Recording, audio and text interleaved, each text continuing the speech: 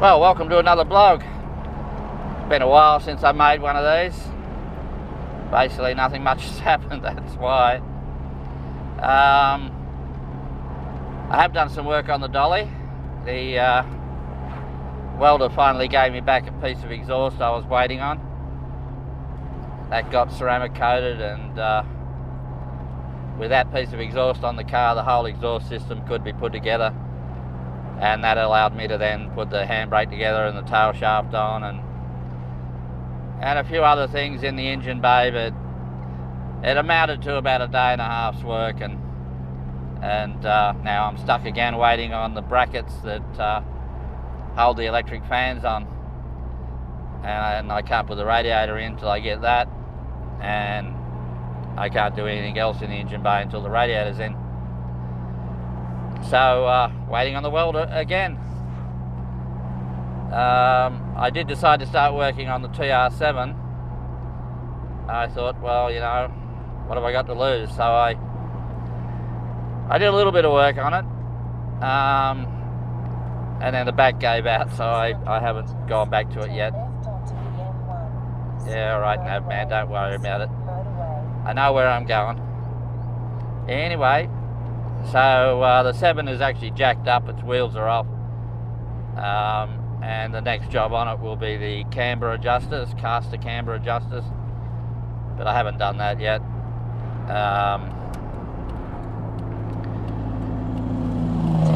I have been waiting on, oh, that was second gear.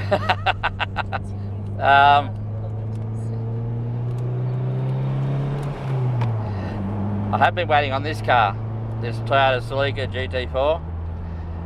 Its airflow meter was broken. Now before that, the distributor was, well, the car's had a intermittent fault now for some years, and the latest guess was something to do with the electronic ignition in the distributor.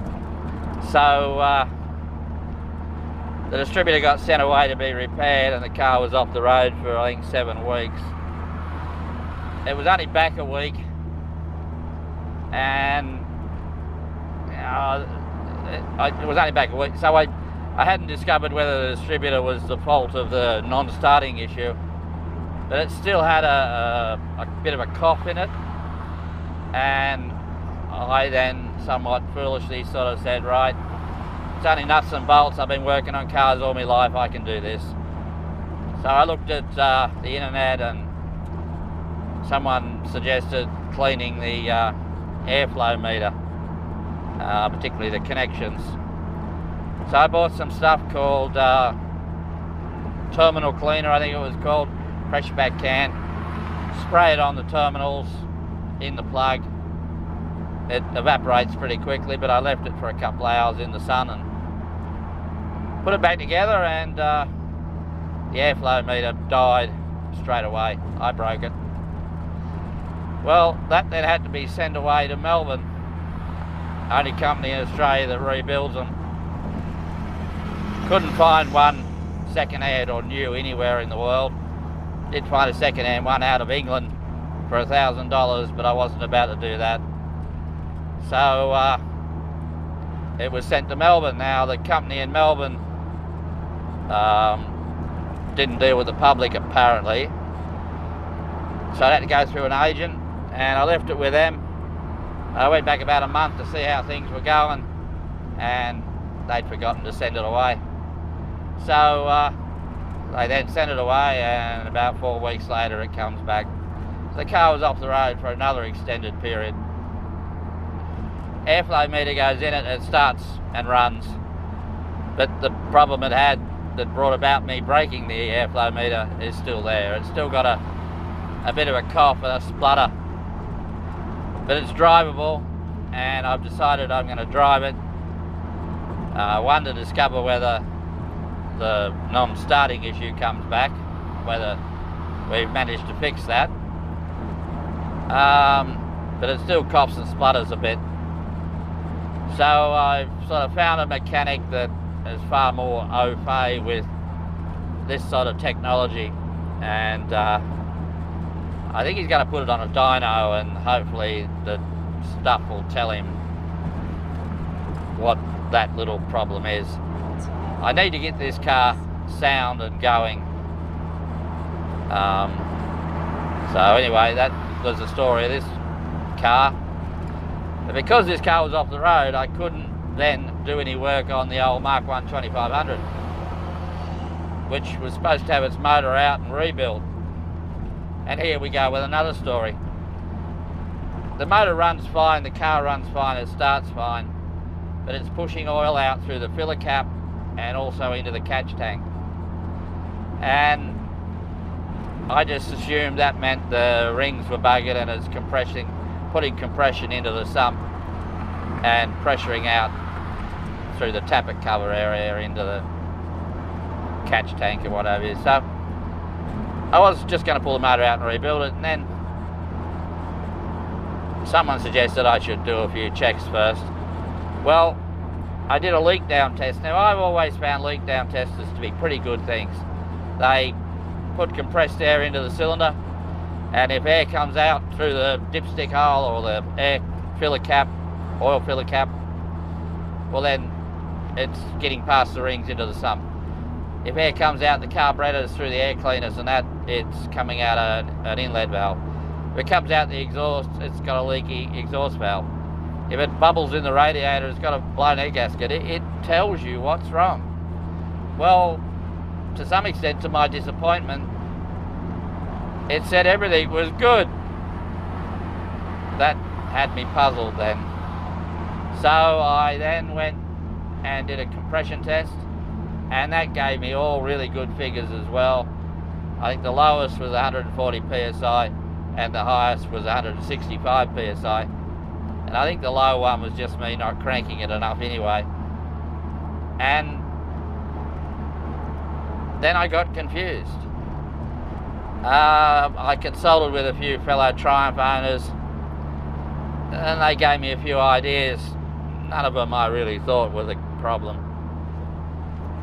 One of them was that the rocker gear was worn and allowing an awful lot more oil to leak out around all the rocker gear, rocker shaft, and just mean there's a lot more oil in the tappet cover area and then finding its way into the catch tank.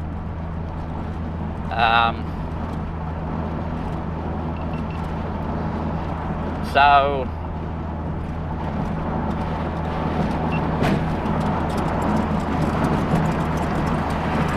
I decided I would replace the rocker gear. I had a second-hand good rocker gear. The other thing was that it's got an aluminium tappet cover on it, and where the hose comes off, the breather hose comes off, there's a hose coming out of the tappet cover. On the original sort of steel ones, there's a baffle in front of it. So I decided to put a baffle in front of this one as well. Now I've done all that, baffled the breather pipe, replaced the rocker gear, and I haven't actually driven the car since. I'm waiting on the silicon to go off around the tappet cover. So I'll do that next and see what happens, but I am highly doubtful that that is the problem. The catch tank was full of basically watery sort of stuff, which I'm told is normal, but I don't know about that. The dolly never ends up with anything in its catch tank. So anyway, that's the Triumph story. So the odds are the Triumph 2500 will get its motor pulled out, because I've got to replace the gearbox, which I've had rebuilt. Now I'm past pulling a gearbox out from under the car, just past it, and can't do it anymore. So it's easier to pull the whole motor and gearbox out by lowering it down onto a trolley and wheel it out from under the car. So if the motor's coming out to do that, I might as well rebuild it and go with that. The reason for all this is I need that Triumph running well so I can do a couple of big trips next year. I've got one, it's 100 years of Triumphs, and they're doing a thing out at Bathurst. That's in March, so I need to get on with it and get that done. And the other one is, as far as the Triumph goes, is a big road trip just for the hell of it. I want to visit past and present hill climbs and racetracks, and basically do a big loop from sort of up through Tamworth, Gunnedah, up to Warwick, across to Brisbane, and then back down the coast, dropping in at motorsporting venues that are still in operation, and some that are long since gone, like Surfers Paradise Raceway, which is now a canal development. By looking at it on Google Map, I think the canal is actually where the main straight used to be. So that's about a 10-day trip, and lots of movie making and lots of activities. So I need the old Triumph to be going. The other big trip is a rally car show thing in Victoria, and I'd take this car for that. So I will have to get on with the Triumph pretty quick if I'm going to do that. Therefore I have to assume this car's fixed. It's still got its cough and sputter, but I've got to book it into a mechanic to have a look at that. So that's what we'll go with. As far as movie making goes, I've made a few farmer films. Have I made a few farmer films since the last one? I'm not sure I have actually. So, but I did make my funeral video, which is a remaking of the Dead Parrot sketch, except I'm a dead Jim. And I worked out how to film it so that I'm all the characters. I'm John Cleese, I'm Michael Palin, and I'm also the dead Jim, the Dead Parrot. That got made, turned out reasonable. No one's seen it because, well, no one wants to see it. That's the main problem. And I haven't put it on YouTube. It's got copyrighted music in it, so I can't really do that. And it's not really for YouTube, so it's just with my will, and the people will see it after I'm gone, I suppose. Hopefully that'll be a while off. So other than car club films and me working on cars, and I have been doing some interviews. They're getting harder to do, but I have been getting some people. I get knocked back to about 60% of the time. People are camera shy. So that's the movie making side of things. And well, that's about the end of the story, really. About ends this blog, I think.